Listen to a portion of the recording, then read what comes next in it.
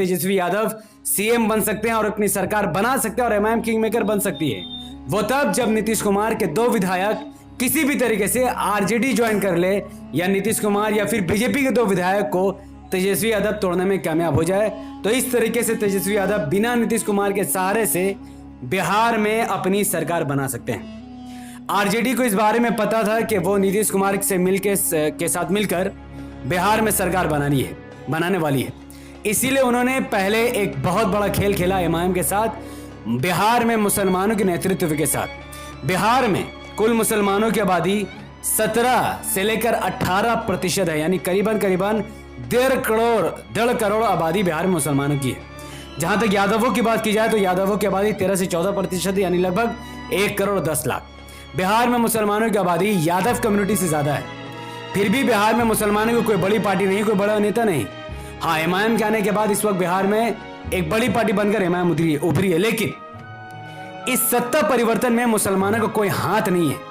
जहां पर JDU BJP से और जेडीयू आरजेडी से लड़ भिड़ कर एक दूसरे से सरकार बना रही और गिरा रही है, इसमें मुसलमानों का कोई योगदान नहीं है।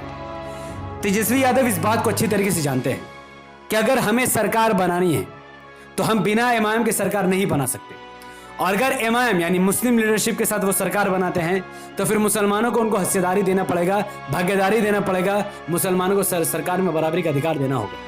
इसीलिए 1 महीने पहले तेजस्वी यादव ने एआईएमआईएम द्वारा जीते गए 4 विधायकों को तेजस्वी यादव ने आरजेडी ज्वाइन करवा दिया, धोखाधड़ी उनको करना सिखा दिया और एआईएमआईएम को बिहार में खत्म करने की कोशिश की और 5 में से 4 विधायक एमआईएम के आरजेडी में शामिल हो गए। अब मेरा सवाल यह खड़ा होता है कि 2020 के विधानसभा इलेक्शन में जब जेडीयू और बीजेपी ने सरकार बनाई थी और काफी मुसलमान जेडीयू को भी वोट दिए थे, उस वक्त इतिहास में पहली बार बिहार के 17 से 18% मुसलमान यानी 1.5 करोड़ मुसलमानों में से एक भी मुसलमान को बिहार में मिनिस्ट्री पद नहीं दी गई। किसी भी मुसलमान को मिनिस्टर नहीं बनाया गया, बल्कि ज्यादातर मिनिस्टर ब्राह्मणों को बनाया गया, दलितों को बनाया गया और यादवों को बनाया गया, पर मुसलमान को नहीं बनाया गया। तो यह बिहार के 1.5 करोड़ मुसलमानों के मुंह पर तमाचा था।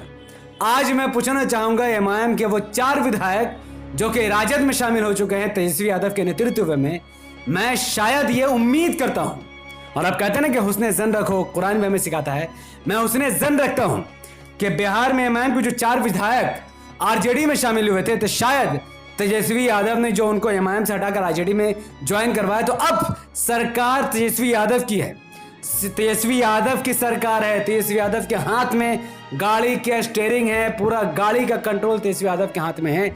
तो क्या तेजस्वी यादव उन 4 विधायकों को मिनिस्ट्री पद देंगे?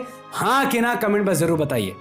मैं चाहूंगा कि शायद ऐसा हो या हो भी जाए कि तेजस्वी यादव उन 4 एमआईएम के विधायकों में से एक को एजुकेशन मिनिस्टर बना दे, एक को हेल्थ मिनिस्टर बना दे, एक को गृह मंत्री बना दे, या एक को असेंबली का स्पीकर बना दे। क्या ये ऐसा हो सकता है? अगर मेरी बात सुनकर आरजेडी को वोट देने वाले किसी भी जुम्मन मुसलमान को हंसी आ रही है तो उसको अपने चेहरे पर थूकना चाहिए, उसे आसमान पर थूकना चाहिए ताकि वो थूक उसके मुंह पर गिरे, क्योंकि उससे ज्यादा बेशर्मी कोई बात हो ही नहीं सकती है। तुम्हें हंसी क्यों आ रही है? अगर एमआईएम को छोड़कर 4 विधायक आरजेडी में गए हैं और वो मिनिस्टर ना बन पाए तो धत्कार है, थू है ऐसे लोगों पर जिन्होंने एमआईएम को धोखा दिया और मुसलमानों को धोखा दिया। हो सकता है कि उन 4 को मिनिस्ट्री मिल जाए, एजुकेशन मिनिस्ट्री, हेल्थ मिनिस्ट्री या स्पीकर या फिर कुछ और।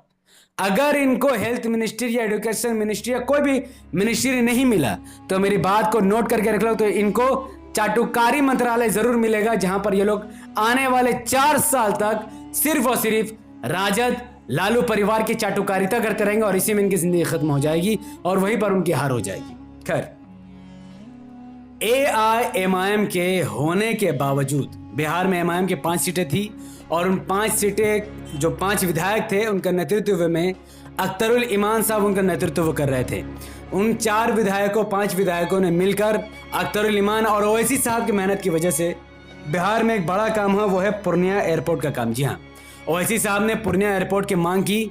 5 विधायकों ने अख्तरुल इमान साहब के नेतृत्व में बिहार के असेंबली के बाहर धरना प्रदर्शन किया, जिसके बाद आज पूर्णिया एयरपोर्ट की मंजूरी मिल चुकी है और बिहार में एमआईएम की वजह से पूर्णिया में एयरपोर्ट का निर्माण किया जाएगा, जहां पर पहली बार बिहार के इतिहास में एक एयरपोर्ट पूर्णिया को दिया गया है, जिसका पूरा क्रेडिट AIMIM अख्तरुल इमान साहब और असदुद्दीन ओवैसी साहब को जाता है, जिनकी मेहनत की वजह से आज पूर्णिया को लोग जानेंगे और पूर्णिया में विकास का काम चलेगा।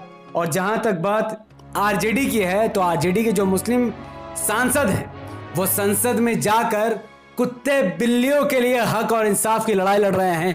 मुसलमानों का नाम और सीमांचल का नाम तक नहीं ले रहे हैं। लेकिन जिन सीमांचल ने AIMIM को 5 विधायक दिए हैं, जिस सीमांचल ने AIMIM को अपना पार्टी और ओवैसी साहब को अपना नेता माना, उस सीमांचल की लाज ओवैसी साहब ने रखी और उस सीमांचल के लिए ओवैसी साहब ने एक टीम गठन करने को कहा। उन्होंने कहा कि आर्टिकल धारा 371 में संशोधन कर सीमांचल विकास काउंसिल का गठन किया जाए और एक बिल पेश किया ओवैसी साहब ने, जिसके तहत सीमांचल में एक काउंसिल का गठन किया जाएगा जो सीमांचल को हक और इंसाफ की लड़ाई में उनकी मदद करेगी, डेवलपमेंट का काम किया जाएगा और सीमांचल को उसके बदहाली से बाहर निकाला जाएगा। तो यह कार्य MIM कर सकती है। तेजस्वी यादव या RJD या JDU या BJP तो भूल ही जाइए, इनसे यह काम कभी भी नहीं होगा। और बात करूं उस गोदी मीडिया की, जब 2017 में नीतीश कुमार RJD छोड़कर BJP में शामिल हुए थे, BJP के साथ गठबंधन की थी और CM बनने वाले थे, उस वक्त ABP न्यूज ने उसको मास्टर स्ट्रोक कहा था।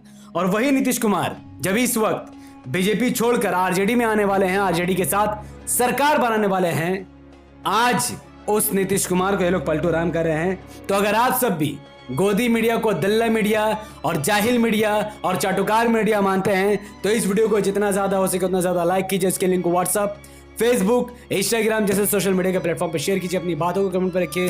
क्या आप आने वाले विधानसभा इलेक्शन और लोकसभा इलेक्शन 2024-2025 में बिहार में किस पार्टी का समर्थन करेंगे?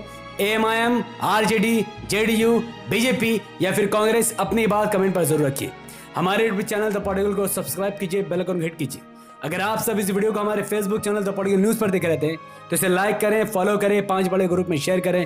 मुझे अपनी दुआ में याद रखें। बहुत बहुत शुक्रिया। AIMIM का परचम हमेशा बुलंद करे रहें, क्योंकि यही आपकी जरूरत है और आपको अपने भविष्य के बारे में सोचना है, तो अपना वोट सिर्फ और सिर्फ AIMIM को देना है। बहुत बहुत शुक्रिया। अस्सलाम वालेकुम रहमतुल्लाहि व बरकातहू। अल्लाह के सलाम रहमत व बरकात आप तमाम भाई और बहनों पर।